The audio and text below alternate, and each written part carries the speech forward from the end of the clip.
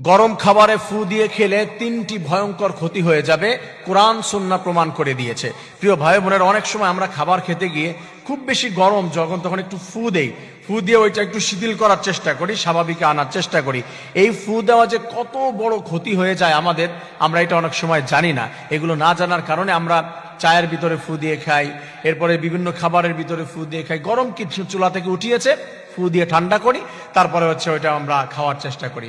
মনে রাখবেন, এই খাবারগুলি খেলে রাসূল করিম সাল্লাল্লাহু আলাইহি ওয়াসাল্লাম জানিয়ে দিয়েছে, খাবার যখন ফু দিয়ে খায় এটা খাওয়া মাকরুহ, এটা অপছন্দনীয়, হারাম করে দেওয়া হয় নাই, কিন্তু মাকরুহ বলা হয়েছে। রাসূল এটাকে সাপোর্ট করেন নাই, পছন্দ করেন নাই।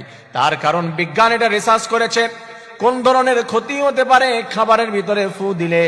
আমার নিজের মুখ থেকে আমি ফু দিয়েছি, আবার এটার ভিতরে ক্ষতির কি আছে বিজ্ঞান প্রমাণ করে দিয়েছে। তার মানে আমি এই যে কথা বলছি, আমার মুখ থেকে যা বের হচ্ছে, শব্দের সঙ্গে যে বাতাস বের হচ্ছে, এটা হলো কার্বন ডাই অক্সাইড।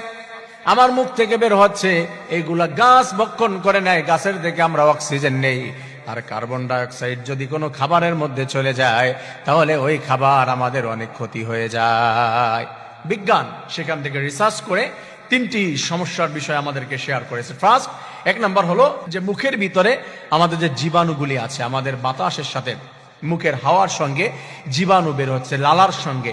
আপনি এখানে খুব কাছে নিয়ে একটা গ্লাস, কোনো গ্লাস কাছে নিয়ে, আপনার চশমা হোক, যে কোনো জিনিস কাছে নিয়ে কিছুক্ষণ কথা বলবেন, দেখবেন এটা ভিজে গিয়েছে। তার মানে এখান থেকে লালা বের হয় এবং এটার ভিতরে জীবাণু থাকে, কার্বন ডাই অক্সাইড থাকে। এটা যখন আপনি ফু দেন, তখন এই খাবারের ভিতরে ওইটা মিশ্রিত হয়ে যায়, সেখান থেকে ক্রিয়া বিক্রিয়া করে একটা বাজে সিচুয়েশন তৈরি হয়। সেটার থেকে অনেক ধরনের ক্ষতি আমাদের হয়ে থাকে, হজমের ভিতরে সমস্যা হয়ে থাকে এবং খাবারটা দ্রুত নষ্ট হয়ে যায়। খুব বেশি এক্সপ্লেইনের দিকে আমি যেতে পারছি না, এটা বলছি। সেকেন্ড নাম্বারে যেটা রয়েছে সেটা হচ্ছে, খাবারের ভিতরে অনেক সময় গন্ধ, যে খাবারের একটা সুস্বাদু আছে, সেই স্বাদ নষ্ট হয়ে যায় এবং গন্ধ নষ্ট হয়ে যায় ফু দেওয়ার কারণে।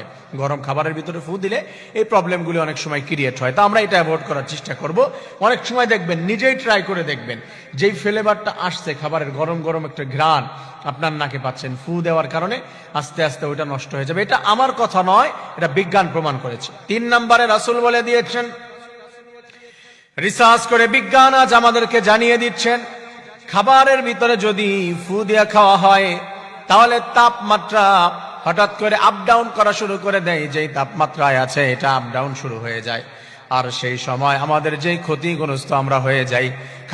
খাবারের ন্যাচারালি যেই টেস্ট রয়েছে, যেই মজা রয়েছে, যেই স্বাদ, এটা ফু দেওয়ার কারণে নষ্ট হয়ে যায়, তার মধ্যে জীবাণু মিশ্রিত হয়ে যায় মুখের।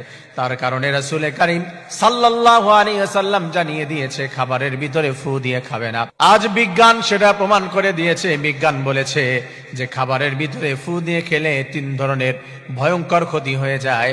তার জন্য আমরা এই বিষয়গুলি অ্যাভয়েড করার চেষ্টা করব ইনশাআল্লাহ। অ্যাভয়েড যদি করতে পারি, ফু দেওয়া থেকে বিরত থাকতে পারি, এমনিতে রেখে দেন, আপনি একটু পরে দেখবেন যে স্বাভাবিক হয়ে গিয়েছে, ঠান্ডা হয়ে গিয়েছে, খেতে আমাদের সুবিধা হবে। আর এখন তো শীতের সময়, এখন গরম খাবার খেতে আর আমাদের ভালো লাগে।